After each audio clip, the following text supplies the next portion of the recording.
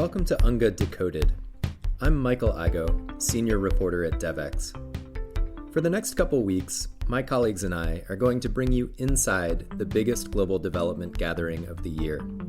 Skip the travel, the traffic, and the security lines, and join us for candid conversations with people at the leading edge of global development, global health, and humanitarian assistance.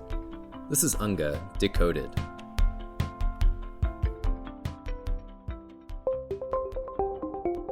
The number of people that are hungry in the world, in a world that is producing more food than food we need, is just staggering. And still we don't put enough resources to deliver on simple promises.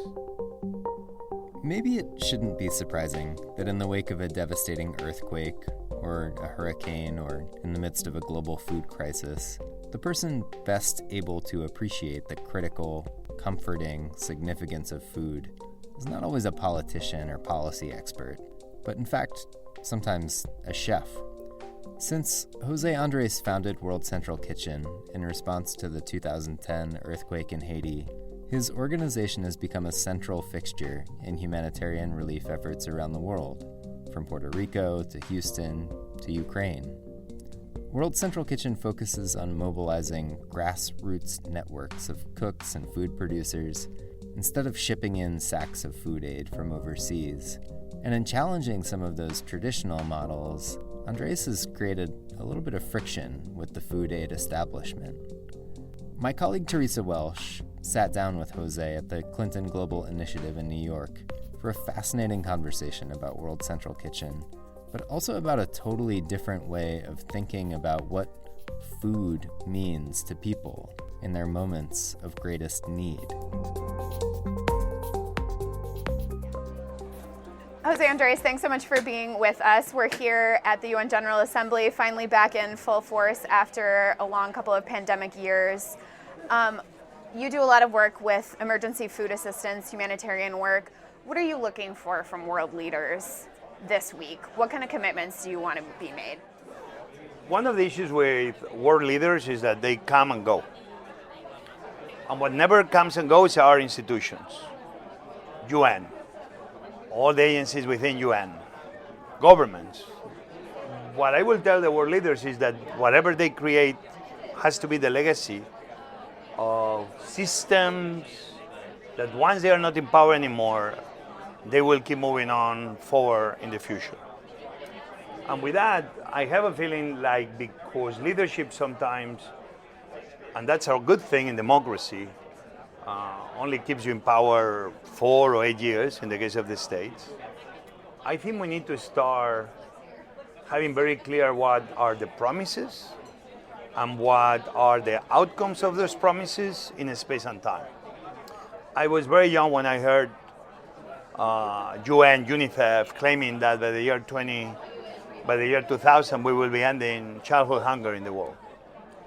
It's okay to be bold and claiming the impossible, even I do believe is possible. But I think one of the things institutions, governments, once and for all have to do, if not, people are going to be losing faith in the institutions and in the democratic systems. That's a huge problem right now. Is that the claims and the achievements are never aligned, and what is worse, even in the failures, we have institutions and people claiming what they never deliver. Therefore, I think this is a problem. I have a feeling that we've been claiming that we will be teaching African countries and helping African farmers to be self-sufficient, self-resilient, that Africa will be able to feed itself and will be a net exporter of food. We've seen big organizations claiming that it's millions of dollars, hundreds of millions, if not billions, over the last 20 years on paper invested in Africa to achieve that. But now we have a war, and if it's not for the tons and tons of grain that Ukraine produces, Africa is not going to be able in some parts to be feeding themselves. Right. So the issue is where that money went over the last 10, 20 years to make Africa more self-resilient, because right now it's an open wound that is for everybody to see that we have many countries that they are not able to feed themselves, therefore creating nightmares for the people living in those countries. And this is why I will ask them, are we claiming the impossibles and you are not putting any real investment to make them happen? Or we're going to try to claim what is possible in real time and put all the resources to achieve success? I have a feeling that it's too many promises that they are very easy to throw in the air, but that we don't have the systems to really follow on those promises and see the outcomes in short, mid, and long term. And I think this is fundamentally one of the big problems we have. Maybe percentage-wise is less hunger in the world, as Bill Gates will say, but the number of people that are hungry in the world, in a world that is producing more food than food we need, is just staggering. And still we don't put enough resources to deliver on simple promises. To me, feeding everybody on planet Earth is a fairly simple promise to achieve. That we have in America, the richest country in the history of mankind, people that go bed hungry, and that they work 2-3 jobs and still they don't seem to be able to make it, usually showing you that we have some structural problems that should be achieved with political will, putting smart bills and smart ideas at the service of empowering people. But then it's very hard for me to believe that we cannot fix problems in many cities in America. How are we going to be solving problems in countries we don't even socially understand? So that's why it's so important we start fixing problems in America soon, especially in things like food, that is the minimum thing everybody should be getting. Absolutely, and you just laid out so many problems that we see in the food system, right? You mentioned the issue that we're seeing in Ukraine, because the grain production in Ukraine is disrupted and the exports are disrupted, Africa is affected. And that shows one of the fundamental disconnects in our food system is you have parts of the world that have not been able to be self-sufficient when it comes to food production. For many reasons, actually, and some countries are, but Africa as a whole should be a super net exporter of food, because it should be an agricultural paradise. Ukraine over centuries has been, as everybody said, very rich land. If you visit Ukraine, you'll see some of the most fertile land you can see anywhere in the world. So it makes a lot of sense that Ukraine is a net exporter. But if we start not analyzing the problems in a 360, three-dimensional lens, in the process of trying to solve some problems, we create even bigger problems and more than the ones we're trying to solve. If we go to a country that is a net exporter of food, like the United States, with very good systems of mass-producing grain and export around the world, and because we have all these extra overproduction that through farm bills, we are engaging with buying the extra production that our farmers have. So when there is a crisis, there is an emergency, through USAID, America export that extra food to feed those countries in need. We go back to 2010, Haiti. We gave so much food for free. We did so much good that in the process we forgot to do a smart good by giving so much rice for free, so much grain for free. America show up and help the Haitian people. But in the problem, we put thousands of Haitian farmers out of business because nobody was spending money to buy from those farmers. Those farmers ended in Port-au-Prince adding more pressure to the pressure that already that city had with all the people that lost their homes. We created a migration inside Haiti because people were receiving free food.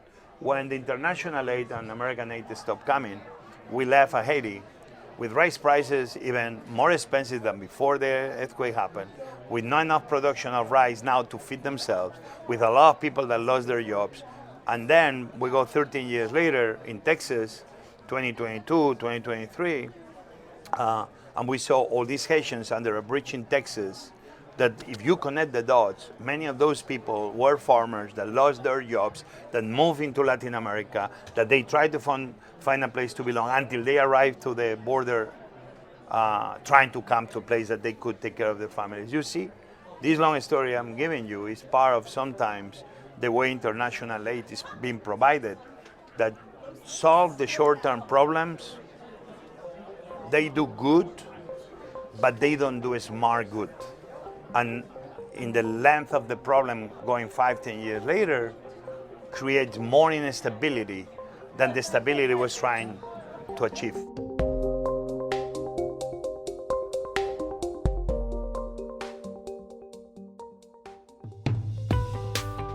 Hi, Hi, I'm Kate Warren, Executive Editor at Devex.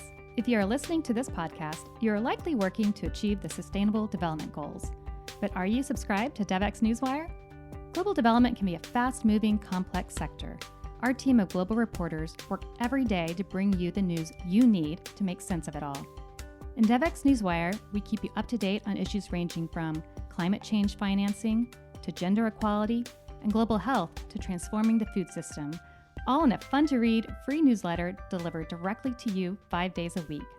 Join the hundreds of thousands of global development professionals who receive Devex Newswire and visit devex.com/newsletters to sign up to this free newsletter today. I was actually in Haiti last October, almost a year ago, and was looking at the fragility of the country's food system and found exactly that basically because the international aid has been so unsustainable and failed to actually support the local food system, every single time there's an emergency, it's the same pattern over and over and over again. And I interviewed, a WFP official that said, listen, we would love to buy local rice from Haitian farmers, but when the price is so astronomically more and you have people in emergency that need to be fed, we must feed them, we have to import it. We just have to. We cannot afford to buy it. And then you just get into this cycle where you can't get out of it. But this is the economics that doesn't sustain themselves. Absolutely. Because obviously World Food Program does what they do, and USAID does what they do, and World Central Kitchen, we do what we do. But you have to see things in a very holistically way. At the end, with all due respect, one of the biggest contributors to World Food Program is the US government. And if that's true, even is some in kind through food, some in money, all the problems that generates, it's at the end paid by the American taxpayer by having to be dealing with all the migration that is happening in the southern border 1, 2, 3, 4, 5, 6 years later. So what is the difference in what you pay for grain? 50 cents, $1, $1.25, $1.50? Oh, sure, it looks like a lot of money when you are talking about tons and tons. But at the end, to pay a little bit more, to make sure that by leaving the money in that country, you're giving an option to those rural areas and those Haitians an opportunity to make it on their own and move above the hunger minimum levels. With all due respect, that still is a smarter investment than not. When World Central Kitchen goes and manages our own kitchens, we can produce meals at a very high quality, depends the country we are, $1.75, $2.25, $2.50. That's what you try to do. Okay, if all of a sudden I don't cook the food ourselves with the kitchens we create, and I buy the food from a local woman that runs a local restaurant, and I pay this woman not $2.50, not $2.75, but we pay her $4.50 or $5 per meal. You say, but Jose, you are spending double the quantity of money. But take a look what's happening. I'm not only keeping the woman employee, she is keeping employing everyone that works in her restaurant. She keeps buying from the local farmers, local community. She keeps paying salaries to everybody who works with her. She keeps paying the people doing the distribution. She keeps paying her rent. She's able to keep paying her electricity. Offshore, I spend more money, but that money had a net benefit in the local economy. Multiply that now by hundreds of thousands of restaurants. Offshore is more expensive. But I'm telling you, it's much way cheaper by what you achieve as a whole. When we leave, we're living an economy that is working and functioning on its own. When we leave the emergency, nothing is perfect. There still is a lot of reconstruction ahead. But in the little things we do, we know we're leaving behind a structure that has been functioning. It's what we did during the pandemic, 3,500 restaurants. The vast majority of them, they kept in business beyond the pandemic. Why? Because we were there supporting them, doing what they do. We took care of the pandemic emergency, but those restaurants, we kept the system functioning. And I think, unfortunately, that's a disconnect that we just consistently have because we fail to make those connections between, the failed food system, people not being able to feed themselves, and Haitians showing up on the Texas border. But World Food Program claims that more and more and more they are trying to buy local. It's not my claim. That's a claim that they keep saying, webpage, in what they do. Well, we need to make sure that those claims are aligned. I understand when you don't have more money, and I don't want to be in David Beasley is doing his best Yeah, but it's not enough. Why? Because I have a feeling, and not David, but whoever will be the leader, I do believe that everything has to have a return on investment.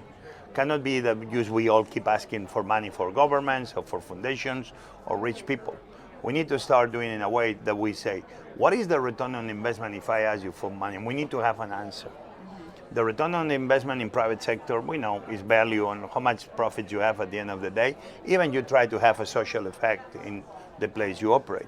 But for non-profits and big NGOs and big organizations beyond the UN, the answer should be always the same. What is the return on investment before you keeping people away from total hunger? And are we throwing money at the problem, or are we finding the smartest ways to invest in the solution?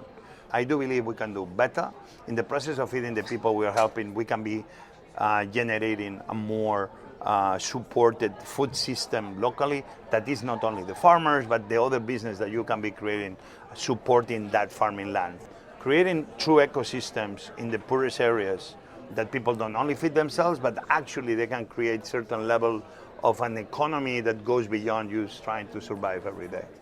And what you just described was one of the goals of the UN Food Systems Summit, which we now are a year out from. Obviously, we're not in the place where we hoped to be when it came to the food system after that momentous event.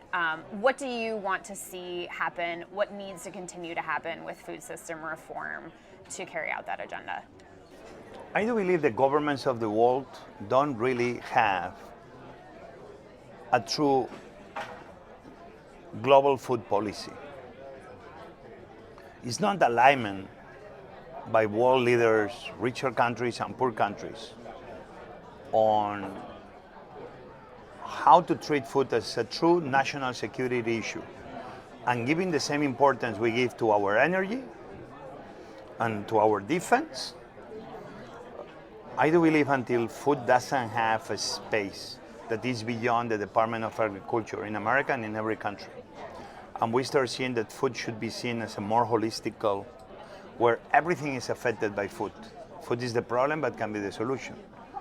True food systems will handle the impact that they may have in the environment. True food systems will be able to be providing food to people in a healthier way, that those foods don't make an ever-growing population in America around the world that seems every day we are sicker and more obese because the way we consume foods and the way we produce those foods. If we don't tackle the food issues, especially in poor countries, it's going to create the biggest mass migration that humanity has seen in our history. And you can build any wall you want in America and in Europe. If a mother comes, an army of mothers comes with their children, let me tell you who is going to stop those mothers from crashing that wall down. We can keep going on the different issues that food itself impacts. But the truth is that until the governments, one by one, starting by UN, by United States, Europe, Japan, obviously China, who is India, don't start really bringing the food issues near the leaders and start having policies that directly impact by start ending hunger. America should not have one food desert ever. This is something like if there is political will, there is going to be the way. America should not have a food desert, period. Why we don't make a Republican Democrat commitment to end food deserts? If we start doing certain things like this in America, we understand that not everything functions the same in countries in Latin America or in Africa. But again, every food system requires their very direct solutions. If I tell you in America right now, I will ask President Biden, announce tomorrow that food deserts in 10 years will be something of the past, and put the entire government at work to make sure that that becomes a reality. You see, where there is political will, almost everything can be achieved. Ending food deserts will solve so many problems in America. We'll move people out of poverty. SNAP dollars will be spent in the same communities where people live, making those communities richer, not poorer, by having to spend those SNAP dollars far away from the places they live. You see, the same dollar used to try to feed that family is the same dollar that can be helping that local economy to raise up from total poverty. It's certain things like this that we can do more, and for some reason we never seem. We talk about it, everybody claps, but then it's never an announcement that makes it happen. Well, José Andrés, thank you so much for joining us here with Devex's podcast at UNGA. It was great speaking with you. Thank you. We look forward to talking to you again soon. Thanks for listening to UNGA Decoded. We'll be bringing you more interviews from the UN General Assembly throughout the next week. If you enjoyed today's episode, please do share it with friends, family, and colleagues, and you can also leave us a rating or a review on Apple Podcasts. If you've been to UNGA and have some thoughts, or if you just want to share some feedback on this episode, we'd love to hear from you. You can find us on social media @Devex and @AlterIgo.